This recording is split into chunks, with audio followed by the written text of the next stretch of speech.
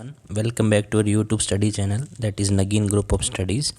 Here we are again with our new topic, that is gender, religion and caste, जिसके हम आज बच्चों NCERT के क्वेश्चन आंसर्स करने वाले हैं। जैसा कि आपको पता है कि लास्ट क्लास में हमने इसके क्वेश्चन आंसर्स के साथ साथ इससे पहले हमने पूरे चैप्टर को कंप्लीट कर दिया था, जहाँ पे हमने एक एक टॉपिक को अच्छे तरीके से किया था और उनको अच्छे से समझने का प्रयास किया था।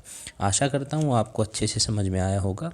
तो उन्हीं के रिजल्ट में आज हमें उन चीज़ों को ध्यान में रखते हुए जो चीज़ें हमने लास्ट क्लास में कंप्लीट की है, तो हमारे ये NCERT के क्वेश्चन आंसर, जैसा कि हम हर बार ऐसा ही करते हैं, चैप्टर के लास्ट में हम जेंडर, रिलीजन एंड कास्ट के क्वेश्चन आंसर्स करते हैं। तो उन सब क्वेश्चन आंसर्स को आज हम करने वाले हैं। इस क्लास में हम जेंडर, रिलीजन एंड कास्ट के सारे क्वेश्चन आंसर्स को कंप्लीट कर देंगे, जिसमें हम आपके जो भी आपके बोर्ड के पॉइंट ऑफ से अच्छे क्वेश्चंस होते हैं बेटा, उनको भी ध्यान में रखते हुए इंपॉर्टेंट क्वेश्चंस को मैं बीच में आपको बताता रहूँगा कि ये क्वेश्चन आपके लिए इंपॉर्टेंट है, महत्वपूर्ण है, जो आपके पेपर के पॉइंट ऑफ व्यू से आ सकता है बेटा। तो चलिए स्टार्ट करते हैं। जैसा कि आपको पता है, मैं एक बार थोड़ा सा इंट्रोडक्शन दे देता हूँ। जेंडर में हमने क्या पढ़ा था बेटा? जेंडर में हमने डिस्क्रिमिनेशन के बारे में पढ़ा था कि what will be the discrimination between the man and women, कि किस तरीके से हमारे देश में जैसे बहुत सारे ऐसे एस्पेक्ट्स हैं जिसमें महिलाओं और पुरुषों के बीच में बेटा भेदभाव किया जाता है, चाहे वो आपका पेमेंट का एक्सेप्शन है, चाहे वो एजुकेशन का सेक्टर है, चाहे वो किसी भी तरीके का सेक्टर है। तो जहाँ पे हमारे देश में पुरुष प्रधानता, मतलब जो मेल है उसको डोमिनेशन पावर दी जाती है, तो उन सब चीज़ों के बारे में हमने पढ़ा था। तो ये चीज़ें आपको बहुत सारी जगह दिखाई देंगी। जैसे मैंने आपको एग्जांपल दिया बेटा कि आपकी जॉब के लिए ले लो कि भाई बाहर जॉब करने के लिए जॉब सीकिंग नेचर जो होता है बेटा, बाहर का हमेशा पुरुषों को उसको प्रधानता दी जाती है, उसको डोमिनेशन पावर दी जाती है। या हम कहीं पे जैसे पे स्केल की बात कर लें, जहाँ पे वर्किंग आवर्स इक्वल होते हैं, उसके बावजूद जो महिलाएं होती हैं उनको पे स्केल कम दिया जाता है। या फिर हम एजुकेशन सेक्टर की बात कर लें, हमेशा लड़कों को बाहर पढ़ने के लिए भेज दिया जाता है, लेकिन लड़कियों के मामले में ऐसा कुछ नहीं होता, वहाँ पे उनको भी डिस्क्रिमिनेशन का सामना करना पड़ता है। या हम इसके अलावा हम बात कर लें कि जैसे एजुकेशन के बाद लिटरेसी रेट की बात कर लें, जहाँ पे मेल की लिटरेसी रेट ज़्यादा पाई जाती है, फीमेल की लिटरेसी रेट उसके मुकाबले में कम पाई जाती है। या हम सेक्स रेशो की बात कर लें, जहाँ पे हमेशा लड़के को ही माना जाता है कि लड़का ही होना चाहिए, जहाँ पे सेक्स में भी क्या किया जाता है बेटा, मेल और फीमेल में वहाँ पर भी भेदभाव किया जाता है। उसके बाद हमने रिलीजन का देखा था कि रिलीजन का पॉलिटिकल पार्टीज़ के द्वारा कैसा यूज किया जाता है बेटा वोट्स वगैरह को प्राप्त करने में, और रिलीजन कैसे एक अपना इंपॉर्टेंट रोल प्ले करता है। जैसे वोट बैंक की बात आती है तब कि रिलीजन का हमारी किस तरीके से उसको ढाल बनाकर बेटा हम हमारी वोटिंग सेक्शन को यूज किया जाता है। या फिर हम कास्ट की बात कर लें, किस तरीके से SC ST कास्ट को हमने आरक्षण दे रखा है, किस तरीके से कास्ट का इस्तेमाल करके, जैसे कोई भी इसमें आप एग्जांपल भी ले सकते हैं कि किसी भी मान ले पर्टिकुलर एरिया में कोई नेता है बेटा, उसको मान ले उसी कास्ट से रिलेटेड उसको टिकट मिलती है ताकि इसका एक पॉजिटिव पॉइंट रहे पॉलिटिकल पार्टी की तरफ। तो ये सब बातें हमने चैप्टर में डिस्कस की थी। चलिए आगे देखते हैं हमारा फर्स्ट क्वेश्चन क्या है, इन सभी एस्पेक्ट को ध्यान में रखते हुए बेटा। सबसे पहले mention different aspects of life in which women are discriminated और डिसएडवांटेज्ड इन इंडिया बेटा। Some of the different aspect of our life. तो हमें क्या बताना, सबसे पहले बेटा क्वेश्चन समझना बहुत ज़रूरी होता है, क्योंकि अगर आपको क्वेश्चन समझ में आ जाता है उसके बाद ही आप आंसर दे पाएंगे। अगर आपको क्वेश्चन अच्छे से समझ में नहीं आता है फिर आप उसका आंसर देने में समर्थ नहीं होंगे। अगर आप आंसर लिखेंगे भी तो आप में उसको पूरे मार्क्स नहीं मिलेंगे। तो सबसे पहले होता है बेटा आप क्वेश्चन को समझिए कि what will be the question, question में पूछा क्या गया है, उसके अनुसार मैं आगे आंसर लिखने वाला हूँ। इसने बोला mention different aspect of life, अलग अलग नतीजे, अलग अलग एस्पेक्ट, नज़रिए बताने लाइफ के, जिसमें वुमेन को डिस्क्रिमिनेटेड किया जाता है और डिसएडवांटेजेस किया जाता है। आई थिंक ये हमने अभी अभी डिस्कस किया था जब भी मैंने जेंडर का केस उठाया था कि इंडिया में बहुत सारे ऐसे सेक्टर हैं जहाँ पे महिलाओं का क्या किया जाता है बेटा, वहाँ पे उनके साथ डिस्क्रिमिनेशन किया जाता है। तो ये बहुत इंपॉर्टेंट क्वेश्चन है, इसमें आपका आधा चैप्टर कवर होता है और ये क्वेश्चन बार बार बोर्ड एग्जाम्स में पूछा भी जाता है बेटा। तो इस क्वेश्चन को बिल्कुल अच्छे से करना, साथ साथ जो डेटा है उनका इस्तेमाल भी करना है, क्योंकि अगर आप डेटा का इस्तेमाल करेंगे तो उसका आपके एग्जामिनर के ऊपर पॉजिटिव इम्पैक्ट पड़ेगा। और वन इम्पोर्टेंट थिंग बेटा, इसमें आपको हेडिंग्स का इस्तेमाल ज़रूर करना है। तो जो जो एरिया बेटा उनको हेडिंग्स के अनुसार अलग अलग रखिए, तो उसके बाद आपका ये क्वेश्चन अच्छा बनेगा और आपके मार्क्स फुल आएंगे। अगर दूसरी बात आती है तो एक क्वेश्चन आपका शॉर्ट आंसर टाइप में भी और लॉन्ग आंसर टाइप में भी आ सकता है। तो क्वेश्चन दोनों तरीके से पूछा जा सकता है। अगर लॉन्ग आंसर टाइप में आता है तो आपको ज़्यादा थोड़ा एक्सप्लेन करना पड़ेगा, अगर लॉन्ग आंसर टाइप नहीं आता तो आपको इतना ज़्यादा एक्सप्लेन करने की आवश्यकता नहीं है। देखिए, some of the different aspects of our life in which womens are discriminated और डिसएडवांटेज्ड इन इंडिया। तो ये आपका ओपन हो गया क्वेश्चन बेटा, यहाँ से हमने स्टार्ट किया। तो फर्स्ट आता बेटा एजुकेशन। जैसा कि मैंने आपको बताया था कि फर्स्ट हम एजुकेशन का इस्तेमाल करेंगे। एजुकेशन तो उसके बारे में लिखिए, education is one of the most important factor in which womens are discriminated in our country. एक इम्पोर्टेंट फैक्टर है जिसमें वुमेन को डिस्क्रिमिनेटेड किया जाता है कंट्री में। In India the literacy rate of women is still lower than man. तो देखो, हमारा जो एजुकेशन है बेटा वो एक इम्पोर्टेंट फैक्टर है जिसमें क्या किया जाता है, वुमेन्स को डिस्क्रिमिनेटेड किया जाता है। तो यहाँ से ना अपना ही खुद माइंड लगाइए, सोचिए कि किस तरीके से डिस्क्रिमिनेशन हो सकता है, तो उसके बाद आप क्वेश्चन कभी भी नहीं बोलोगे। तो एक सिंपल सी बात ये आती है कि जब भी एजुकेशन की बात आती है तो हमेशा जो फील्ड की बात आती है, मौक़ों की बात आती है या अपॉर्चुनिटी की बात आती है, तो महिलाओं को अपॉर्चुनिटी कम मिलती है और पुरुषों की अपॉर्चुनिटी ज़्यादा मिलती है। लेकिन आप अगर यहाँ पे महिलाओं और पुरुषों की जगह आप बॉयज़ और गर्ल्स का इस्तेमाल करेंगे तो ज़्यादा अच्छा रहेगा। क्योंकि अगर हम मेंस एंड वुमेन्स की बात करते हैं तो उसमें आपका एज फैक्टर सामने आता है और वहाँ पे जो जॉब का डिस्क्रिमिनेशन है वो लिखना ज़्यादा अच्छा रहता है। क्योंकि आप अगर एजुकेशन लेवल की बात करोगे तो वहाँ पे आपको बॉयज़ और गर्ल्स का इस्तेमाल कीजिए, तो जो अपॉर्चुनिटी है बेटा वो बॉयज़ को ज़्यादा दी जाती है। आप किसी में भाई, हमारे घर वाले, अगर हम लोकल तौर पर सोचें, हम अपने लोकल लैंग्वेज में सोचें, तो हमारे घर वाले सोचते हैं कि बेटा बड़ा होगा, नौकरी लगेगा तो हमारे लिए कुछ करेगा। लेकिन गर्ल्स के बारे में बहुत सारे लोगों की यही प्रधारणा होती है कि थोड़ा बहुत पढ़ लेगी उसके बाद इसकी शादी कर देंगे। तो इस प्रकार से उनको अपॉर्चुनिटी नहीं मिलती बेटा। लेकिन ऐसा सबके बारे में बोलना बिल्कुल भी सही नहीं है। लेकिन यहाँ पे हम पूरे इंडिया को एक एवरेज के रूप में बात कर रहे हैं। तो वहाँ पे अगर मैं एवरेज के रूप में बात करता हूँ तो वहाँ पे क्या होता है बेटा, आपके बॉयज़ को ज़्यादा दी जाती है अपॉर्चुनिटी और लड़कियों को कम दी जाती है। अगर हम बात करें in India, the literacy rate of women is still lower than man. जो लिटरेसी रेट है बेटा वुमेन की, क्या है बेटा, वो लोअर है किससे, आदमी से। अगर हम फैक्ट्स को चेक करें, if we check the facts, there are only 54% of women बेटा। अगर परसेंटेज की बात करें तो आप देख सकते हैं बेटा 54% वुमेन है जो लिटरेट हैं। अगर हम मेन की बात करें तो 76% हैं। और इतनी ज़्यादा पॉपुलेशन में जहाँ पे 76% लिटरेसी की बात हो रही है, तो वहाँ पे 22% का अगर गैप है बेटा, तो ये बहुत ज़्यादा बड़ा गैप हो जाता है। तो इससे आप डिस्क्रिमिनेशन को फील कर सकते हैं। तो इस प्रकार से हम कह सकते हैं कि एजुकेशन एक मोस्ट इंपॉर्टेंट फैक्टर है जिसमें वुमेन को क्या किया जाता है बेटा, डिस्क्रिमिनेशन किया जाता है। आगे आता है बेटा नेक्स्ट। फर्स्ट हमारा जो पोर्शन था वो क्या था बेटा, एजुकेशन का। नेक्स्ट आता है बेटा proportion of women in paid jobs बेटा। तो अगर हम वुमेन की पेड जॉब्स में बात करें तो अब यहाँ पे पेड जॉब्स में भी क्या किया जाता है, डिस्क्रिमिनेशन किया जाता है। The job proportion for women still have a small share. जो जॉब का प्रपोर्शन है, प्रपोर्शन का मतलब होता है बेटा हिस्सा। हिस्से का मतलब होता है कि अगर फुल पार्ट आपका ये है तो उसमें कितना प्रपोर्शन वुमेन का है और कितना प्रपोर्शन आपका मेन का है। तो वुमेन का जो प्रपोर्शन होता है वो बहुत ही स्मॉल शेयर है बेटा, जो कि हाईली पेड जॉब्स में होता है। Womens are much hard worker than man. क्या होती है बेटा, हार्ड वर्कर होती है। Even though an average an Indian woman works 1 hour more than average man every day. अगर हम सभी पुरुषों को देखें बेटा, अगर उनका एवरेज वर्क निकालें तो हर एक औरत एक पुरुष से 1 घंटा ज़्यादा काम करती है। But still work of women did not get much importance. उनको एक तो देखो दो चीज़ें होती हैं बेटा, एक तो वर्क ज़्यादा करती है और एक हार्ड वर्क ज़्यादा करती है।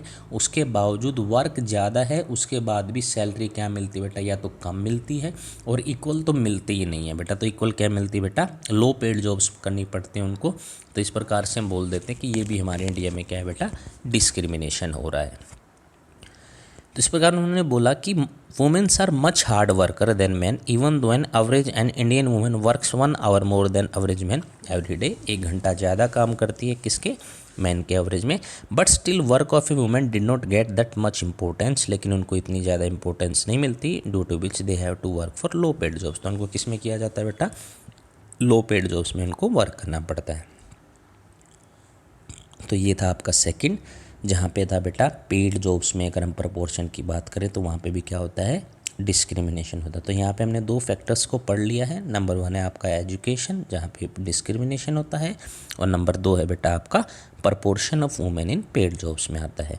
थर्ड आता है preference for a male child. बेटा देखो preference for a male child की बात आती है तो यहाँ पे इसका डायरेक्ट रिजल्ट जो होता है बेटा वो चाइल्ड सेक्स रेशियो होता है, ये बात आपको ध्यान रखनी है। तो अगर preference of A male child होता है तो उसमें क्या होता है बेटा, चाइल्ड सेक्स रेशियो का क्या आता है बेटा, प्रेफरेंस आता है। In India still the mentality of many did not change, बहुत सारे लोगों की क्या नहीं चेंज हुई है बेटा, मेंटेलिटी चेंज नहीं हुई है। They still prefer sons over daughter, तो वो किसको प्रेफर करते हैं बेटा, सन्स को प्रेफर करते हैं डॉटर के ऊपर। And find ways of aborting girl child, और हमेशा वेज ढूंढते हैं कि गर्ल चाइल्ड को क्या किया जाए बेटा, अबॉर्ट किया जाए, क्योंकि उनको गर्ल चाइल्ड आपको नहीं चाहिए तो उसको अबॉर्शन के बारे में सोचते हैं। लेकिन ये केस आपका मेल चाइल्ड में नहीं होता। तो ये भी हमारी मेंटेलिटी है बहुत सारे लोगों की जो अब तक चेंज नहीं हुई है कि वो डॉटर्स को प्रेफर नहीं करते बल्कि किसको, मेल चाइल्ड को, या आपके जो बोल सकते हैं बेटा डॉटर्स की बजाय सन्स को क्या करते हैं बेटा, वो प्रेफर करते हैं। तो this abortion had led to decline the child sex ratio, जैसा कि मैंने आपको बताया था बेटा। इसका डायरेक्टली इफेक्ट कहाँ पे पड़ता है, इसका डायरेक्टली इफेक्ट आपका चाइल्ड सेक्स रेशियो में पड़ता है, जिससे वो क्या हो जाता है, डिक्लाइन हो जाता है। अगला आता है बेटा क्राइम अगेंस्ट वुमेन। अब देखो जब भी आपका क्राइम की बात आती है, women in our country are not safe, ये सेम नहीं है, क्योंकि आपको देखते हो बेटा क्राइम रेट बहुत ज़्यादा क्या बेटा, हाई है। Womens get exploited and harassed at work place and also at their home, तो उनको हैरेस किया जाता है बेटा उनके वर्क प्लेस पे भी और उनके होम पे भी। लेकिन बेटा इस चैप्टर को पढ़ते वक्त आप ये ध्यान रखना, यहाँ पे सबकी बात नहीं हो रही, यहाँ पे एवरेज के तौर पर बात हो रही है। ऐसा नहीं है कि सभी के सभी जो प्लेसेस हैं आपके वहाँ पे सबको हैरेस किया जाता है, या हमेशा जो आपका होम है बेटा वहाँ पे भी उनको एक्सप्लॉइटेड किया जाता है, ऐसा बिल्कुल नहीं है। लेकिन अगर हम ओवरऑल बात करता हूँ जहाँ पे हमारी इतनी बड़ी कंट्री जिसकी इतनी पॉपुलेशन है, तो एवरेज तौर पर ऐसा कहना बिल्कुल गलत नहीं होगा, और वहाँ पे क्या किया जाता है, उनको एक्सप्लॉइट और हैरेस किया जाता है। लेकिन इसके अलावा आप बहुत सारे न्यूज़ वगैरह में अगर करंट अफेयर्स में देखते हो बेटा, तो वहाँ पे रेप वगैरह के केसेस भी आते हैं। तो इस प्रकार हम बोल सकते हैं कि मेन से ज़्यादा कहाँ पे क्राइम बेटा वुमेन्स को फेस करने पड़ते हैं। यहाँ तक कि बेटा रात को अगर कोई मान ले वुमेन आपका ट्रैवल वगैरह करती है तो उसको सेफ़ नहीं माना जाता है। तो ये भी एक केस आता है बेटा जहाँ पे हम बोल सकते हैं वुमेन क्या नहीं है, सेफ़ नहीं है। तो यहाँ पे मैं एक बार रिवाइज करवा देता हूँ। फर्स्ट आपका क्या था बेटा, एजुकेशन, जो कि एक इम्पोर्टेंट फैक्टर है जिसमें डिस्क्रिमिनेशन होता है। और लिटरेसी रेट है बेटा वो क्या मिलती है, वुमेन्स की हमेशा लोवेस्ट होती है as compare to the men. अगर हम बात करें 54% आपकी वुमेन की है और 76% आपकी मैन की आती है। उसके बाद आता है बेटा proportion of women in paid jobs में बात करें तो बेटा तो हाईली पेड जॉब्स में हमेशा किसको प्रेफर किया जाता है बेटा, मेंस को प्रेफर किया जाता है। वुमेन हार्ड वर्कर होती हैं। अगर हम एवरेज में वर्क की बात करें तो एक वुमेन एक आदमी से बेटा 1 घंटा ज़्यादा काम करती है, लेकिन स्टिल उनको पेड या तो लो किया जाता है या फिर उनको इक्वली पे किया जाता है, जो कि बहुत कम केसेस में देखने को मिलता है। लेकिन अगर हम प्रेफरेंस की बात करें तो हमेशा उनको लो पेड जॉब्स में क्या किया जाता है, प्रेफरेंस दिया जाता है। उसके बाद आती है बेटा प्रेफरेंस ऑफ मेल चाइल्ड। अगर इसकी हम बात करें तो मेल चाइल्ड की प्रेफरेंस दिया जाता है, जो कि हमारे देश के लोगों की मेंटलिटी अभी भी चेंज नहीं हुई है। अगर हम डॉटर की बात करते हैं तो डॉटर उनको नहीं चाहिए तो वो अबॉर्शन की वेज की तरफ जाते हैं, लेकिन उनका प्रेफरेंस हमेशा ज़्यादा किसके लिए होता है बेटा, सन के लिए होता है। उसके बाद आता है बेटा women in our country are not safe. हमारी जो वुमेन्स है बेटा कंट्री में सेफ नहीं, क्राइम उनके प्रति ज़्यादा होता है तो उनका एक्सप्लॉयटेशन किया जाता है, उनको हैरेस किया जाता है कहाँ पे बेटा, वर्क प्लेस पे। तो इस प्रकार से हम बोल सकते हैं ये हमारी वुमेन्स के खिलाफ क्या है बेटा, क्राइम होता है। इसके बाद हमारा नेक्स्ट क्वेश्चन आता है state different form of communal politics. मैंने आपको बताया था कम्युनल पॉलिटिक्स आपका डायरेक्टली बेटा रिलीजियस बिलीफ से रिलेटेड होता है बेटा, जहाँ पे कोई एक ग्रुप बना दिया जाता है बेटा जिसमें कम्युनल पॉलिटिक्स बोला जाता है, तो उनका एग्जाम्पल देना है। देखिए चलिए पढ़ते हैं। Different form of communal politics are as follow. The most common expression of communalism in everyday beliefs में आता है बेटा। बिलीव्स का मतलब होता है कि आपकी जो विचारधारा है, जिसके बारे में आप सोचते हैं कि सारे रूल्स एंड रेगुलेशन इसके प्रति होने चाहिए, हमारे रिलीजियस धर्म का आदर होना चाहिए, इस तरीके से सारी बातें होनी चाहिए, तो ये आपका एवरीडे बिलीव्स में आता है। Belief in superiority of one religion over other religion, ये सबसे मेन प्रॉब्लम है बेटा कम्युनलिज्म में, जिसके द्वारा हिंसा होती है, जिसके द्वारा बहुत सारा एक्सप्लॉयटेशन होता है, प्रॉपर्टी को नुकसान होता है, और इसके द्वारा कई बार तो लोगों की जान चली जाती है, दंगे वगैरह भी भड़क जाते हैं। लेकिन इस बात का पॉलिटिकल पार्टीज़ क्या फ़ायदा उठाती हैं। लेकिन इसमें एक बात सोचने की ये है कि हमारी सुपीरियरिटी वन रिलीजन के के ऊपर कैसी है, क्योंकि बेटा देखो हर एक रिलीजियस को, जैसा कि आपको पता है हमारा देश एक सेकुलर स्टेट है और हमारे स्टेट में हमारा देश किसी धर्म को नहीं मानता लेकिन किसी को रिजेक्ट भी नहीं करता, वो सभी धर्मों को अपना लेता है।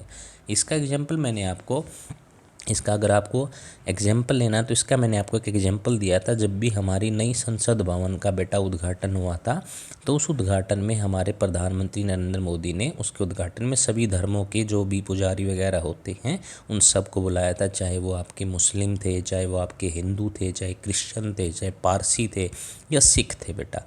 तो ये चीज़ ये दर्शाती कि हमारा देश एक सेकुलर स्टेट है और उसकी प्रैक्टिस आज भी की जाती है। लेकिन मैं पॉलिटिकल पार्टीज़ के प्रति एक बात यहाँ पे बोलना चाहता हूँ, वो अपने वोट बैंक के लिए कई बार इन रूल्स एंड रेगुलेशंस को अवॉइड कर देती हैं। और इनको अवॉइड करने का मतलब क्या होता है कि हमारा जो रिलीजन है बेटा दूसरे रिलीजन्स के ऊपर सुपीरियरिटी चाहता है। अब मैंने आपको बताया कि जैसे कि हमारे देश से अलग हट के अगर हम थोड़ी सी बात करें कि हमारा जो देश है बेटा उसमें रिलीजन्स के अनुसार बांटे। अब हमारे देश तो रिलीजन को नहीं मानता लेकिन एक ग्रुप ऑफ पीपल्स है बेटा जो किसी धर्म को प्रैक्टिस करता है, जिसकी इजाज़त हमारा कानून भी देता है और हमारा कॉन्स्टिट्यूशन भी देता है।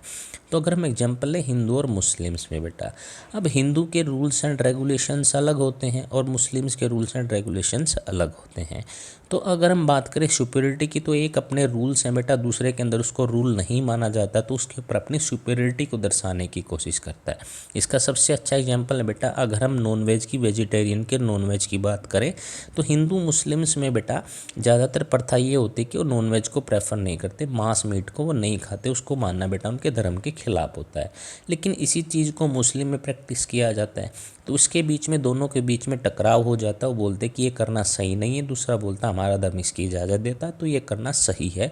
तो इस प्रकार से एक धर्म दूसरे के ऊपर अपनी सुपीरियरिटी थोपने की कोशिश करता है, जिसके बाद आपके मतभेद हो जाते हैं, आर्गूमेंट्स हो जाते हैं और उन आर्गूमेंट्स के कारण बेटा आपका कम्युनलिज्म का जन्म होता है। तो जैसे अगर हम कम्युनलिज्म की एक बेसिक प्रैक्टिस बताएंगे तो प्रैक्टिस क्या होती है बेटा कि एक धर्म के ऊपर दूसरे धर्म की सुपीरियरिटी को होना, ये क्या होती है बेटा उसकी बेसिक प्रैक्टिस होती है। इस प्रकार से जैसे मिलिटेंट रिलीजियस ग्रुप्स हैं बेटा, जैसे आपने मूवीज़ वगैरह में या न्यूज़ वगैरह में देखा होगा बेटा ISIS है बेटा, तो उसके मान ले जो ग्रुप्स हैं बेटा उनमें लोगों को मारना उनके लिए गलत नहीं है बेटा, उनको काफिर बोलते हैं। काफिर का मतलब होता है कि उनको मारने के बाद उनको जैसे एक कॉमन सेंटेंस का यूज़ किया जाता है कि उनको जन्नत प्राप्त होगी। तो अब किसी दूसरे धर्म में मान ले रिलीजियस धर्म में किसी की हत्या करना सबसे महापाप माना जाता है कि किसी की हत्या नहीं करनी चाहिए, लेकिन उसी प्रकार दूसरे जो मिलिटेंट रिलीजियस ग्रुप हैं उसको बेटा अपना धर्म मानते हैं। तो यही तो होगा ना, दोनों के बीच में मतभेद है और इसके कारण बेटा आपका कम्युनलिज्म का जन्म होता है। तो इस प्रकार फर्स्ट आपका एग्जाम्पल आता है किसका, मिलिटेंट रिलीजियस ग्रुप्स का आता है। उसके बाद आता है बेटा communal mind often leads to a quest for political dominance of religious community. कोई भी मान ले कम्युनल माइंड है बेटा, एक क्वेस्ट है बेटा पॉलिटिकल डोमिनेंस की। देखो सबसे पहले आपको यहाँ पे डोमिनेंस को समझना होगा, what will be the dominance. Dominance होता क्या है, डोमिनेंस का मतलब होता है कि किसी के ऊपर अपने डोमिनेंस करना, मतलब अपने रूल रेगुलेशंस को थोपना, अपनी अवधारणा को, अपने बिलीव्स को थोपना कि आपको मेरे अकॉर्डिंग चलना पड़ेगा, मेरे अकॉर्डिंग काम करना पड़ेगा। इसमें आप एग्जांपल ले सकते हो सिंपल सा जो मैं हर बार बच्चों को देता हूँ लाइफ से रिलेटेड। मान लें आपका कोई भी एक ग्रुप है बेटा, देखो दो चीज़ें होती हैं बेटा, जो सबके लिए सही होता है और सबके अकॉर्डिंग वर्क किया जाता है, दैट इज़ लीडरशिप होती है। तो उस व्यक्ति को लीडर बोला जाता है कि वो सबके वर्क के अकॉर्डिंग वर्क कर रहा है तो उसको हम लीडर बोलेंगे। लेकिन जब कोई अपने पर्सनल बेनिफिट्स के लिए या अपनी पर्सनल एटीट्यूड के लिए किसी के ऊपर कोई अपने रूल्स एंड रेगुलेशन को अप्लाई करता है तो उसको हम डोमिनेंस बोलते हैं। आपके 5 या 6 दोस्त हैं लेकिन आपके 5-6 दोस्त में से बाकी दोस्त सब मना कर रहे हैं कि वहाँ नहीं जाना है, लेकिन आपका एक दोस्त है बेटा जिसकी सब मानते हैं, वो वहाँ पे बोला कि नहीं वहाँ पे जाना और उसके बावजूद सारे दोस्त वहाँ पे चले जाते हैं, तो ये डोमिनेंस है बेटा।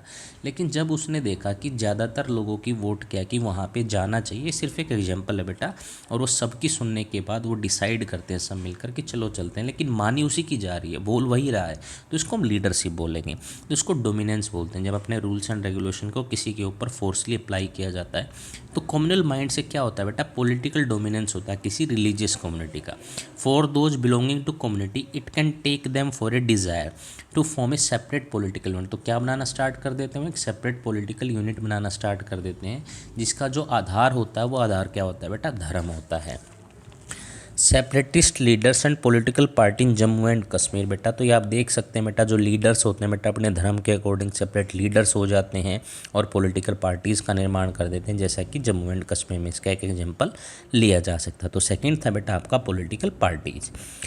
थर्ड आता है the most frequent form of communalism is political mobilisation. Mobilisation का मतलब होता है, वैसे तो मोबाइल का मतलब होता है बेटा एक जगह से दूसरी जगह पे जाना बेटा, तो पॉलिटिकल मोबिलाइजेशन का मतलब होता है बेटा जैसे रिलीजियस गाइडलाइंस होते हैं जिसके अकॉर्डिंग वर्क को लोगों को वर्क किया जाता है, उनको बताया जाता है रिलीजियस गाइडलाइन कि हमारा धर्म इसको इससे अवधारणा के इस बिलीव्स के अकॉर्डिंग वर्क करता है बेटा, तो उससे पॉलिटिकल मोबिलाइजेशन का मतलब होता है कोई भी एक पार्टी को चेंज कर सकता है, एक पार्टी से दूसरी पार्टी में जा सकता है। लेकिन दूसरा क्या होता है, इस यहाँ पे क्या होता है, यहाँ पॉलिटिकल पार्टीज़ क्या होती हैं, अपने धर्म के लोगों को एक साथ करना चाहते हैं। वो बोलती कि हमारा धर्म एक है, हमारे रूल्स एंड रेगुलेशंस एक हैं, तो हमारी पॉलिटिकल पार्टीज़ भी एक होनी चाहिए। लेकिन जिसकी इजाज़त हमारा कॉन्स्टिट्यूशन बिल्कुल भी नहीं देता है, और कॉन्स्टिट्यूशन बोलता है कि सभी धर्मों का पॉलिटिकल पार्टीज से कोई लेना देना नहीं है, सभी को वोट करने का अधिकार है और वो किसी भी पॉलिटिकल पार्टीज़ को वोट दे सकती हैं। लेकिन इसमें होता क्या है, इसको ध्यान से समझिए बेटा तो आपको अच्छे से समझ में आएगा। जैसे मान ले कोई भी एक पर्टिकुलर एरिया, सपोज कीजिए वहाँ पे हिंदू 70% है और वहाँ पे मुस्लिम 18% और क्रिश्चियंस 12% है। तो यहाँ पे वो जो पॉपुलेशन का मैंने आपको प्रोपोर्शन बताया, तो वहाँ पे क्या करते हैं पॉलिटिकल पार्टीज अपने वोट बैंक के लिए कम्युनलिज्म का इस्तेमाल करते हैं और क्वेस्ट के लिए क्या करती है, वहाँ पे हिंदू कैंडिडेट को खड़ा किया जाता है और हिंदू कैंडिडेट क्या बोलता है कि हमारा धर्म एक ही है तो आपकी वोटिंग मेरे पास आनी चाहिए। अब जाहिर सी बात है, अगर सारे हिंदू एक को ही वोट दे देंगे तो वहाँ पे हिंदू का प्रपोर्शन ज़्यादा है तो हिंदू ही जीतेगा बेटा, और उसके अकॉर्डिंग सारे रूल्स एंड रेगुलेशंस होंगे। तो यहाँ पे बेटा डेमोक्रेसी के ऊपर क्वेश्चन अराइज हो जाता है, क्योंकि पॉलिटिकल पार्टीज़ कभी भी किसी एक धर्म की नहीं होती है। अगर हमारा कॉन्स्टिट्यूशन सेकुलर है और उस कॉन्स्टिट्यूशन से ही पॉलिटिकल पार्टीज़ का जन्म होता है जिसके अकॉर्डिंग उनको वर्क करना पड़ता है, तो अगर उन्होंने ही उस रूल्स एंड रेगुलेशन को अवॉइड कर दिया, उन्होंने साफ साफ एक डेफिनेशन में बता दिया कि India is not a secular country और यहाँ पे एक धर्म का डोमिनेशन है और उस धर्म का इस्तेमाल करके हम वोट बैंक को प्राप्त कर रहे हैं, तो इस प्रकार से ये हमारे कॉन्स्टिट्यूशन के अकॉर्डिंग वर्क नहीं होता और इसको हम कम्युनलिज्म का नाम देते हैं। तो इस प्रकार कम्युनिटीज़ जो होती हैं बेटा वो बहुत सारे धर्म को क्या करती हैं, इन्फ्लुएंस करती हैं वोटर्स को, ताकि वो क्या कर सकें बेटा अपने पॉलिटिशियंस के द्वारा अपने रिलीजन्स के बिलीव्स का इस्तेमाल करके वोट बैंक को प्राप्त कर सके और उनकी जीत हो सके। तो इस प्रकार से the most frequent form of communalism क्या बेटा, पॉलिटिकल मोबिलाइजेशन होता है। एक धर्म के लोग दूसरे धर्म में जाते हैं जिससे बेटा लोगों को क्या होता है बेटा, तो एग्जाम्पल इसका बोल सकते हैं many politician use this technique to influence the voter from the two largest religious communities in the country. तो जो लार्जेस्ट कम्युनिटीज़ है बेटा उनको इन्फ्लुएंस करते हैं और वोट प्राप्त करने की कोशिश करते हैं। Communalism can be the ugliest if it takes the shape of communal violence. तो ये अगलीस्ट हो जाता है बेटा जब किसका इस्तेमाल हो, इसमें वायलेंस आ जाता है, राइट्स दंगे आ जाते हैं, मैसेक्र लोगों की हत्या होना स्टार्ट हो जाता है। तो ये सबसे अपना अगलीस्ट फॉर्म ले लेता है जिसका इफेक्ट किसके ऊपर पड़ता है बेटा, कंट्रीज़ के ऊपर पड़ता है। जैसे इंडिया एंड पाकिस्तान के कम्युनल राइट्स के बारे में तो आपको पता है, जब 1947 में भारत आज़ाद हुआ था तो उस टाइम पे क्या हो गया था, पार्टीशन हो गया था और उस पार्टीशंस में क्या हो गया था बेटा, दोनों देश आपस में अलग हो गए थे और हिंदू के बीच में मुस्लिम्स के बीच में रोड्स और मैसेक्रे एंड वायलेंस वगैरह हो गया था जिससे आपकी अगलीस्ट फॉर्म हो गई थी। तो इस प्रकार से मैंने आपको यहाँ पे बात की है किसकी, कम्युनल पॉलिटिक्स की विद वन एग्जांपल। उसके साथ हमने क्या क्या बताया बेटा, एवरीडे बिलीव्स के बारे में बताया जिसमें आपके मिलिट्री रिलीजियस ग्रुप्स आते हैं, सेपरेटिस्ट लीडर्स के बारे में बताया, पॉलिटिकल पार्टीज आती हैं, और उसके अलावा हमने कम्युनलिज्म की अगलीस्ट फॉर्म के बारे में डिस्कशन किया जिसमें कम्युनल वायलेंस और रिवॉर्ड्स आते हैं बेटा। स्टेट अगला आता है बेटा आपका क्वेश्चन नंबर 3 जिसमें आता है बेटा state how caste inequalities are still continuing in India. कि कास्ट इनइक्वलिटीज़ है बेटा वो किस तरीके से कंटिन्यू है इंडिया में। Caste inequality roots yet not completely finished बेटा, ये अभी तक फिनिश नहीं हुई है। इनइक्वलिटी का मतलब आपको पता है बेटा क्या होता है, असमानता। जब लोगों को कास्ट के अनुसार, धर्म के अनुसार उनके बीच में, अब देखो जैसे रिलीजियस है बेटा, धर्म है, धर्म के अनुसार आपके एवरीडे बिलीव्स में चेंज आता है जिसमें आपके बीच में डिफ्रेंशिएशन आ जाता है। उससे अगला जो पार्ट है बेटा वो आता है धर्म के अंदर ही कास्ट फॉर्मेशन।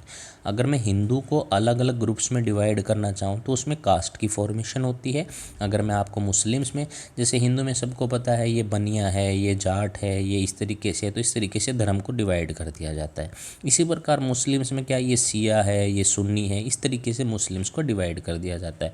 तो ये भी एक डिस्क्रिमिनेशंस का ही पार्ट है जहाँ पे इनइक्वालिटीज़ आपकी सामने आती हैं।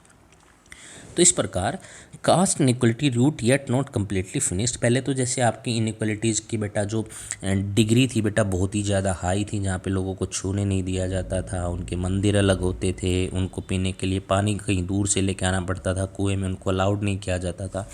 तो मोस्ट ऑफ द पीपल और family still get married with their own caste tribe. लेकिन अभी क्या है बेटा, बहुत सारी फैमिलीज और पीपल क्या बोलते हैं कि शादी अगर उनकी होगी तो हमारी कास्ट में ही होगी बेटा। देखो इसका अगला स्टेप आता धर्म में, जैसे एक हिंदू मुस्लिम से शादी, लेकिन अभी तक ये चीज़ जैसे आराम आराम से ख़त्म हो रही है, लेकिन ये बिल्कुल अभी भी एग्जिस्ट करती है। इस सब के उदाहरण आपके डेली लाइफ में, करंट अफेयर्स में आप देख सकते हैं।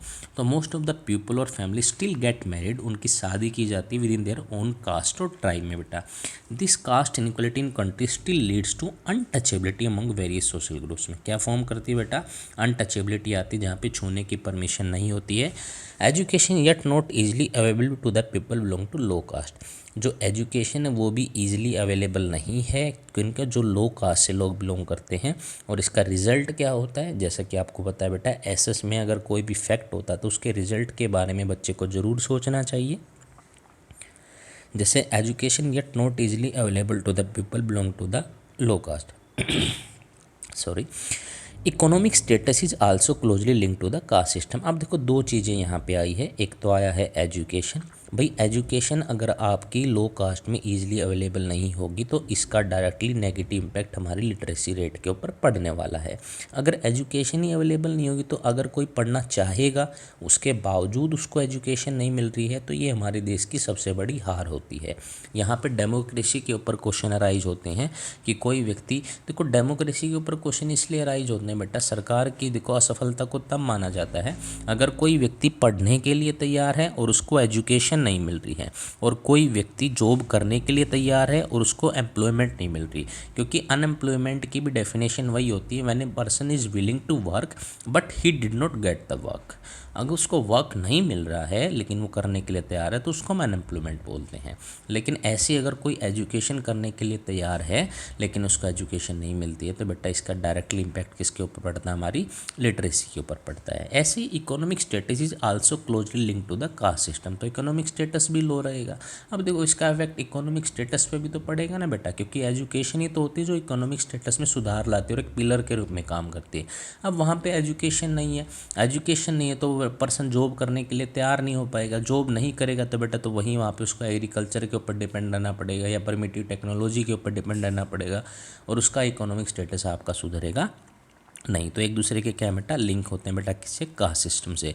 तो यहाँ पे आपको अगर इस चीज़ों को अलग करना हो बेटा तो इसके रिजल्ट्स क्या आते हैं, तो इसमें आपने देखा अनटचेबिलिटी है, उसके अलावा बेटा आपका एजुकेशन सेक्टर है, इकोनॉमिक स्टेटस है बेटा। तो ये सारे के सारे इस तरीके से हम बोल सकते हैं सारे के सारे एक दूसरे से इम्पैक्ट होते हैं। So these are the factors and fact are enough to say that caste system and caste inequality are still prevailing in our country.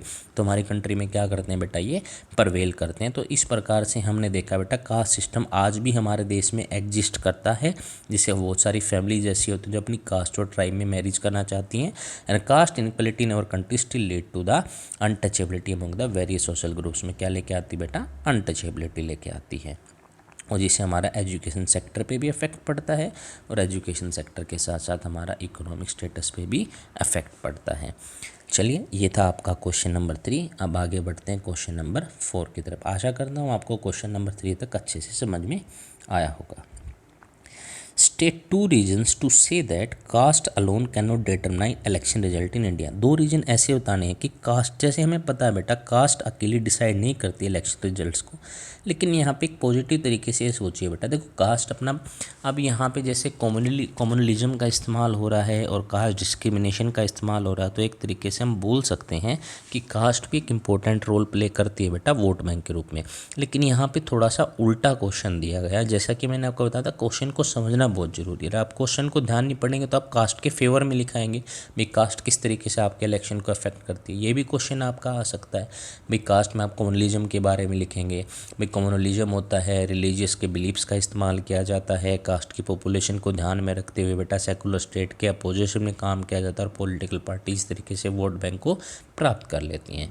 तो अगर कास्ट अगर आपका लिखना आए बेटा कि कास्ट का किस तरीके से बेटा वो आपका बिलीफ होता है बेटा, किस तरीके से वो आपका वोट बैंक को प्राप्त करने में हेल्प करती है, तो उसमें क्या आएगा बेटा आपका कि वहाँ पे कम्युनलिज्म का या रिलीजियस बिलीफ्स का इस्तेमाल किया जाता है।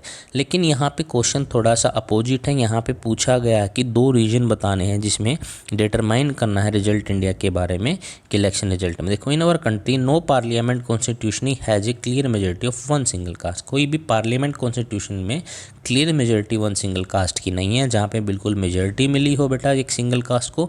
So every candidate and parties trying to win the confidence of more than one caste and community. तो ये आपका बिल्कुल नॉर्मल सा फिगर रहता है, ये आपका लक्ष्य रहता है, एम रहता है हर एक पॉलिटिकल पार्टी का, ताकि वो कॉन्फिडेंस जीते मोर than one caste and community का, ताकि वो आपका इलेक्शंस को जीत पाएँ। क्योंकि एक कास्ट के आधार पर कोई भी पार्लियामेंट कॉन्स्टिट्यूंसी में आप वोट को नहीं प्राप्त कर सकते, आप उसको नहीं जीत सकते। If these party and candidate win the confidence of people belong to very different caste, अगर ये पार्टीज और कैंडिडेट कॉन्फिडेंस जीत जाती हैं वेरियस डिफरेंट कास्ट का, then it easy for them to win the election. तो उनके लिए आसान रहता है कि वो इलेक्शंस को जीत पाएंगे। It is also true that no party wins the votes of all the voters of a caste or community। कोई भी पार्टी सभी वोटर्स, ऐसा नहीं है कि एक कास्ट का कोई व्यक्ति उसको टिकट मिल गया है और वो उस टिकट के आधार पर बेटा सारी कास्ट की वोट प्राप्त कर लेता है, क्योंकि सभी लोग बेवकूफ़ नहीं होते। कुछ लोग एजुकेटेड भी होते हैं जिनको पता होता है कि यहाँ पे कम्युनलिज्म का इस्तेमाल हो रहा है बेटा। तो अगर कोई भी लिटरेट पर्सन होगा बेटा तो वो किसी भी नेता के भाषण में आने वाला नहीं है और वो समझ जाएगा कि यहाँ पे कम्युनिटीज़ का इस्तेमाल करके, रिलीजियस का बिलीफ का इस्तेमाल करके यहाँ पे वोट बैंक को प्राप्त किया जा रहा है। तो वो उसके ऊपर ध्यान नहीं देगा और वो अपने अकॉर्डिंग, अपने विचारों के अकॉर्डिंग, जैसे कि कॉन्स्टिट्यूशन में लिखा हुआ है, अपना वोट बैंक को देगा और वोट को देगा बेटा।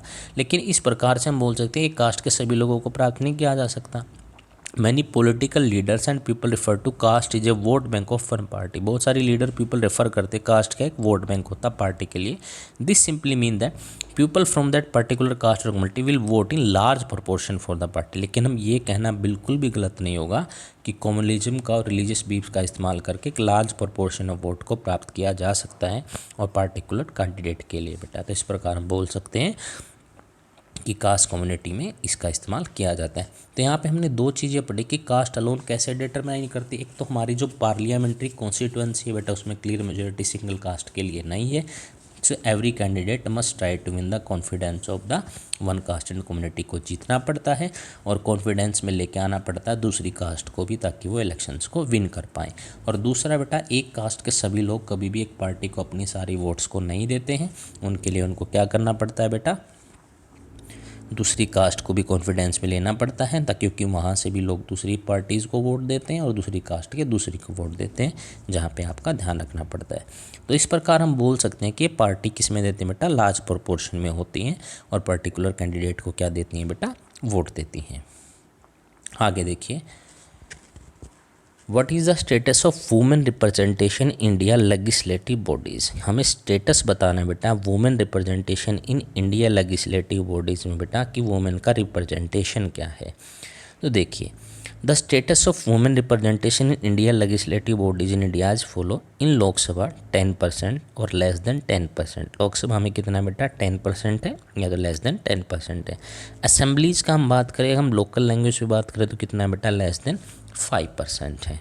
ये हमारा हो गया बेटा उनका प्रपोर्शन। नेक्स्ट क्वेश्चन आता है हमारा, mention any 2 constitutional provisions that make India secular state. बहुत ही इंपॉर्टेंट क्वेश्चन है। 2 कॉन्स्टिट्यूशनल प्रोविजंस बताना है जो हमारे संविधान में लिखे हुए हैं, जिसके ज़रिए हम बता सकते हैं कि इंडिया क्या है, एक सेकुलर स्टेट है। तो सेकुलर स्टेट के बारे में अगर कभी भी बात आती है कि सेकुलर स्टेट है, तो ये हमारा कॉन्स्टिट्यूशन में ही प्रोविजंस लिखे हुए हैं बेटा, जिसके बारे में हमें बताना है। In India it is very difficult to make a secular state as communalism. ये बहुत ही क्या है बेटा, डिफ़िकल्ट है किसी सेकुलर स्टेट को communalism has always been a major threat होता है। मेजर थ्रेट का मतलब क्या होता है बेटा, ये हमारे सेकुलर स्टेट की जो डेफिनेशन है उसको क्या करता है बेटा, नकारता है, उसको डिग्निफाई नहीं करता है। तो इसलिए क्या होता है बेटा, किसी भी कॉन्स्टिट्यूशन के लिए कॉमनलिज्म क्या होता है बेटा, एक होता है। लेकिन कैसे होता है ये समझना भी तो ज़रूरी है, क्योंकि एक तरफ तो हमारा देश बोलता है, हमारा कॉन्स्टिट्यूशन डिफाइन करता है कि India is a secular state, हम किसी भी धर्म को नहीं मानते हैं लेकिन हम सभी धर्मों को एक्सेप्ट करते हैं। लेकिन दूसरी तरफ बेटा वोट बैंक वगैरह में, पॉलिटिकल पार्टीज़ में या रियोट्स वगैरह होते हैं, उन सब में बेटा रिलीजियस के बिलीफ्स का इस्तेमाल किया जाता है और डोमिनेशन की पावर को प्राप्त करने की सोची जाती है। तो ऐसे केस में क्या होता है बेटा, ये मेजर थ्रेट है और चैलेंज है बेटा किसमें, स्पिरिट ऑफ डेमोक्रेसी के प्रति। तो इस प्रकार से क्या बोला जाता है कि कॉमनलिज्म किसी भी देश के लिए क्या होता है बेटा, एक मेजर थ्रेट होता है। Our constitution has made many provisions to make our country secular state. हमारे कॉन्स्टिट्यूशन ने बहुत सारे प्रोविजंस बनाए हैं हमारी कंट्री को सेकुलर स्टेट बनाने के लिए, जिसमें से two of the most important provisions अगर हम बात करें तो मोस्ट इंपॉर्टेंट प्रोविजंस कौन से हैं बेटा जो हमारी कंट्री को एक सेकुलर स्टेट बनाते हैं, are followings. One of the most important provisions is fundamental rights. बेटा बहुत इंपॉर्टेंट है, क्या बनाए गए हैं बेटा, हमारे फंडामेंटल राइट्स दिए गए हैं। Under the right to freedom of religion बेटा, जिसमें एक राइट दिया गया है, जिसमें दिया गया बेटा right to freedom of religion, as this give right to citizens to follow. वो किसी भी धर्म को फॉलो कर सकते हैं, चूज कर सकते हैं, प्रैक्टिस कर सकते हैं, एंड प्रोपेगेट का मतलब चला सकते हैं, उसके अकॉर्डिंग चल सकते हैं किसी भी रिलीजन्स के अनुसार। तो one of the most important provisions में आता है बेटा फंडामेंटल राइट, जिसमें right to freedom of religion है बेटा। Right to freedom of religions का मतलब क्या है कि कोई भी व्यक्ति किसी भी धर्म को अपना सकता है, अगर वो चाहे तो किसी भी धर्म को चेंज भी कर सकता है। ऐसा नहीं कि आपने किसी एक पर्टिकुलर धर्म को अपना लिया और आप दूसरे धर्म को नहीं अपना सकते। अगर आपके दूसरे धर्म के बिलीव्स आपको अच्छे लगते हैं, उसके आपको लगता है कि इसके अकॉर्डिंग मुझे वर्क करना चाहिए और मेरे जो दैनिक क्रिया है बेटा इन रिलीजियस के अनुसार होनी चाहिए, तो आप अपने धर्म को चेंज भी कर सकते हैं। ये हमारा राइट टू फ्रीडम में दिया गया है। नेक्स्ट आता है another provision that is useful in making our country secular is that our constitution prohibits discrimination. हमारा जो इंस्टीट्यूशन है, जो धर्म के आधार पर डिस्क्रिमिनेशन होता है। देखो एक बात यहाँ पे सोचने की है बेटा कि डिस्क्रिमिनेशन का देखो दो ही चीज़ें होती हैं एसएस में।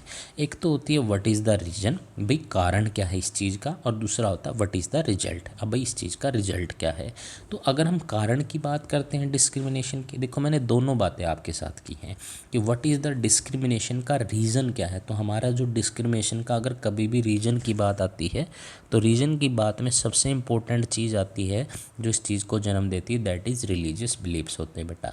क्योंकि अगर रिलीजियस ज़्यादा अगर हाई लेवल पे ग्रुप्स ऑफ पीपल्स में करना होगा तब भी रिलीजियस ही आधार होता है, क्योंकि हिंदू के बिलीफ्स अलग हैं, मुस्लिम के बिलीफ्स अलग हैं, तो ये डिस्क्रिमिनेशन हो जाता है। जब कोई एक रिलीजियस अपने बिलीफ्स को सोचते हुए दूसरे के ऊपर डोमिनेशन की प्रक्रिया चाहता है तो उसमें आपका क्या हो जाता है बेटा, डिस्क्रिमिनेशन का जन्म होता है, उसका बर्थ होता है। लेकिन उसके अलावा अगर मैं एक ही पर्टिकुलर रिलीजन की बात करूं, अगर मैं हिंदू धर्म की बात करूं या मुस्लिम धर्म की बात करूं या एनी वन रिलीजन्स की बात करूं, तो उसमें भी हमने अपने ग्रुप्स को और सब पार्ट्स में डिवाइड कर दिया है, दैट इज़ कास्ट डिस्क्रिमिनेशन। तो उसमें कास्ट में हमने डिवाइड कर दिया है, तो वहाँ पे हायर कास्ट हैं, लोअर कास्ट हैं, तो ये भी तो डिस्क्रिमिनेशन हो गया ना। जो ज़्यादा लोअर कास्ट हैं वो पानी का इस्तेमाल नहीं कर सकते हैं, मंदिरों में नहीं जा सकते, एजुकेशन नहीं ले सकते, स्कूलों का इस्तेमाल नहीं कर सकते, तो वहाँ पे भी क्या है बेटा, इसका आधार रिलीजन ही है बेटा। लेकिन हमारा देश क्या बोलता है कि ऐसा कुछ नहीं है, नो डिस्क्रिमिनेशन। तो इसके आधार पर वो एक स्टेटमेंट को जारी करता है कि कोई भी अगर हमारा धर्म डिस्क्रिमिनेशन करता है तो ऐसे धर्म को नकार देना चाहिए, क्योंकि किसी भी धर्म में हमारे देश में डिस्क्रिमिनेशन के लिए कोई भी जगह नहीं है। तो इस प्रकार नो डिस्क्रिमिनेशन, आगे ये आपने आपके जो आर्टिकल्स में भी लिखा गया है, there is no discrimination against any law, any religious practice और एनी काइंड ऑफ डिस्टर्बेंस होनी चाहिए बेटा, जो कि डिस्टर्बेंस हो इसके अकॉर्डिंग हमारे रिलीजियस के अनुसार हो। तो इस प्रकार से हमारा कॉन्स्टिट्यूशन जो दूसरा प्रोविज़न देता है बेटा, वो प्रोविज़न क्या करता है, डिस्क्रिमिनेशन को प्रोहिबिट्स करता है ऑन ग्राउंड्स ऑफ रिलीजियंस बेटा, जो किसके आधार पर होते हैं बेटा, रिलीजन के आधार पर होते हैं, under the cultural and educational right बेटा, जो आपके कल्चर के प्रति भी डिस्क्रिमिनेशन दिखाता है और एजुकेशनल राइट्स के प्रति भी क्या दिखाता है, डिस्क्रिमिनेशन दिखाता है। एक दूसरी बात यहाँ पे सोचने की ये है, जैसा कि मैंने आपको अभी अभी बताया, भाई हमारे देश में जब दो चीज़ें ले रखी हैं, कौन कौन सी ले रखी हैं, कि एक तो हमारे रिलीजियस बिलीफ के आधार पर डिस्क्रिमिनेशन नहीं होना चाहिए, और दूसरा फंडामेंटल राइट होना चाहिए, जहाँ पे कोई भी पर्सन के प्रति क्या फ्रीडम है, जो राइट है बेटा सिटीजन को फॉलो करने की, चूज़ करने की, प्रैक्टिस करने की एंड प्रोपेगेट करने की। तो इस प्रकार से मैंने आपको जैसे अभी डिस्कस किया था कि डिस्क्रिमिनेशन का रीजन क्या है, दैट इज़ रिलीजियस बिलीफ्स के अंदर आपका डिस्क्रिमिनेशन होना, और दूसरा हमारा डिस्क्रिमिनेशन में इसके रिजल्ट्स क्या हैं बेटा, तो आपकी कल्चरल हेरिटेज में डिस्क्रिमिनेशन आता है, एजुकेशनल राइट्स नहीं मिलते आपको, इकोनॉमिक डिसबैलेंस हो जाता है, तो ये आपके रिजल्ट्स होते हैं। तो इस प्रकार से अगर हमारी कंट्री सेकुलर स्टेट है और उसके कभी भी प्रोविजंस की बात होगी, भाई कौन कौन से प्रोविजंस हैं जिसके आधार पर हम बोल सकते हैं कि हमारे देश में कॉन्स्टिट्यूशन ने कुछ प्रावधान किए हैं, कुछ स्टेटमेंट्स जारी किए हैं जिसके द्वारा बोल सकते हैं कि इंडिया एक सेकुलर स्टेट है। तो फर्स्ट आता है बेटा फंडामेंटल राइट, जिसके अंदर राइट टू फ्रीडम है किसी भी रिलीजियस को अपनाने की, give right to the citizen to follow, to choose, to practice, propagate any religion. और इसमें अगर दूसरे प्रोविज़न की बात आती है तो ये यूजफुल है मेकिंग और कंट्री में सेकुलर इज दैट और constitution prohibit discrimination on grounds of religion. किसको प्रोहिबिट्स करता है बेटा, रिलीजन्स को प्रोहिबिट्स करता है under the cultural and educational rights में बेटा। तो ये हमारे दो प्रोविजंस थे जिसमें हमारा स्टेट आता है। When we speak gender division, जब भी हम जेंडर डिवीजन की बात करते हैं तो हमारे दिमाग में दो बातें आनी चाहिए बेटा, कौन कौन से आनी चाहिए, एक तो biological difference between man and women, क्योंकि डिवीजन का मतलब वही बेटा man and women, unequal role assigned by the society to man and women, unequal child sex ratio, absence of voting rights for women and discovery. देखो दो ये सब बातें बेटा, biological difference sex man and women के बीच में है तो चाइल्ड सेक्स रेशियो की भी बात हो रही है। अनइक्वल रोल्स की बात आती है बेटा सोसाइटी मैन में, इसका मतलब क्या, वही जॉब्स वगैरह की बात हो रही है। अनइक्वल चाइल्ड सेक्स रेशियो तो यहाँ पे गर्ल चाइल्ड की और मेल चाइल्ड की बात हो रही है। एब्सेंस ऑफ वोटिंग राइट्स की बात आती है तो उनका पार्टीशंस की बात हो रही है। तो इसमें अगर जेंडर डिवीजन का मतलब है बेटा, तो यहाँ पे मैं बात कर रहा हूँ, इसमें ऑप्शन बी करेक्ट है जिसके अंडर सारे आ जाते हैं बेटा। देखो अनइक्वल चाइल्ड सेक्स रेशियो में मैं एक पर्टिकुलर चीज़ की बात कर रहा हूँ, एब्सेंस ऑफ वोटिंग राइट्स में मैं एक पर्टिकुलर चीज़ की बात कर रहा हूँ, लेकिन अगर मैंने बोला अनइक्वल रोल्स, तो रोल्स में तो बेटा चाइल्ड सेक्स रेशियो भी आता है, बायोलॉजिकल डिफरेंस भी आता है, वोटिंग राइट्स भी आते हैं, जॉब्स भी आती हैं, एजुकेशन भी आता है। So gender division means division of rights and work on the basis of gender. It means man always are superior than women whether in the field of job. तो हमेशा मैन को क्या माना जाता है, सुपीरियर माना जाता है, जिसका डिस्कशन हम ऊपर भी कर चुके हैं, चाहे आप फील्ड ऑफ जॉब की बात करो, सोसाइटी और होम की बात करो। तो this is poor thinking over society which leads in social equalities आती हैं। क्या आती हैं बेटा, social equalities in society. Gender division also leads to unequal assign of roles for man and women by the society. तो जिससे क्या आता है बेटा, अनइक्वल असाइन होता है किसका, रोल और मैन का। तो आपका ऑप्शन भी बिल्कुल करेक्ट है जिसके अंदर सारे आ जाते हैं, that is unequal roles assigned by the society to man and women. In India seats are reserve for women. India में सीट जो रिजर्व है बेटा, वो कहाँ पे रिजर्व है बेटा। देखो ये क्वेश्चन आपको थोड़ा सा ज़्यादा अच्छे तरीके से पढ़ना पड़ेगा। अगर हम इस क्वेश्चन की करंट अफेयर से पहले की बात करें तो हमारी जो सीट्स रिजर्व थी बेटा, वो हमारी पहले पंचायती राज बॉडीज़ में असाइन थी, लेकिन अभी जो सीट्स रिजर्व है हमारी बेटा, वो कहाँ पे रिजर्व है बेटा, पंचायती राज से ऊपर। अब हमारी लोकसभा में भी क्या हो गई बेटा, हमारी सीट्स रिजर्व हो गई हैं। जैसे there is no reservation of seats for women and cabinets, लेकिन अभी हमारा एक प्रावधान आया जहाँ पे लोकसभा और राज्यसभा में भी 33% क्या दे दिया गया बेटा, रिजर्वेशन दे दिया गया है। लेकिन इससे पहले जो आपका रिजर्वेशन था बेटा, वो पंचायती राज बॉडीज़ में था। तो अब आपकी लोकसभा में भी, स्टेट लेजिस्लेटिव असेंबलीज में भी सब जगह क्या है बेटा, रिजर्वेशन है। और अगर आपके रिजर्वेशन की बात करेगा कि हाउ मच रिजर्वेशन है, तो ध्यान रखना बेटा 33% है जो वुमेन्स को रिजर्वेशन दिया गया है। अभी हाल ही में हमारे माननीय प्रधानमंत्री ने एक बिल लेके आए थे जो कि आपका वुमेन से रिलेटेड था, जिसमें 33% से रिलेटेड बिल को पास कर दिया गया है। So in India seats are reserved for women not only in panchayati raj but also in the Lok Sabha and state legislative assemblies, Lok Sabha and state legislative. So option ABCD both all are correct, जिसमें सबको क्या मिल गया बेटा, रिलीजन मिल गया है। Consider the following statements of the meaning of communal politics. किसके बारे में बताना बेटा, communal politics is based on the believe that, communal जो हमारी कम्युनल पॉलिटिक्स है बेटा उसके बिलीव्स के बारे में बात करना है। One religion is superior to that of others, तो एक करेक्ट स्टेटमेंट बतानी है। पीपल, जहाँ पे एक रिलीजन को क्या माना जाता है, दूसरे रिलीजन के ऊपर सुपीरियर माना जाता है। People belonging to different religion can live together happily as equal religion, जो डिफरेंट रिलीजन्स होते हैं बेटा वो एक साथ हैप्पीली रह सकते हैं एज इक्वल सिटीजन्स के रूप में। Followers of a particular religion constitute one community, और जो फॉलोअर्स होते हैं किसी भी पर्टिकुलर रीजन के बेटा वो कॉन्स्टिट्यूट कर सकते हैं कम्युनिटी को। State power can not be use to establish the domination of one religious group over the other, और जो स्टेट पावर है बेटा वो डोमिनेशन को एस्टेब्लिश नहीं कर सकती। देखो पहला तो आपको अलग से दिख रहा है कि एक रिलीजन को दूसरे के ऊपर क्या माना जाता है, सुपीरियर माना जाता है। यही तो कम्युनलिज्म होता है बेटा, जहाँ पे एक रिलीजन के रूल्स एंड रेगुलेशन को दूसरे के ऊपर थोपने की कोशिश की जाती है। लेकिन उसके ऊपर हमें बताना है बेटा, तो आंसर होगा from above the given following statement ANC are correct बेटा। ANC में क्या है बेटा, because in communal politics one religion is superior to that of other and followers of a particular religion constitute one community. देखो यहाँ पे क्या बोल रहा है बेटा, यहाँ पे बोल रहा है कि जब कोई भी कम्युनल पॉलिटिक्स में एक रिलीजन्स अपने आप को दूसरे से क्या मानता है बेटा, सुपीरियर मानता है, और अपने जो रूल्स एंड रेगुलेशंस को हैं उनके ऊपर क्या अप्लाई करने की कोशिश करता है, तो ये सीधी सीधी कम्युनल पॉलिटिक्स के अंदर डेफिनेशन आती है। तो ये तो बिल्कुल कम्युनल पॉलिटिक्स का क्या है बेटा, आधार है।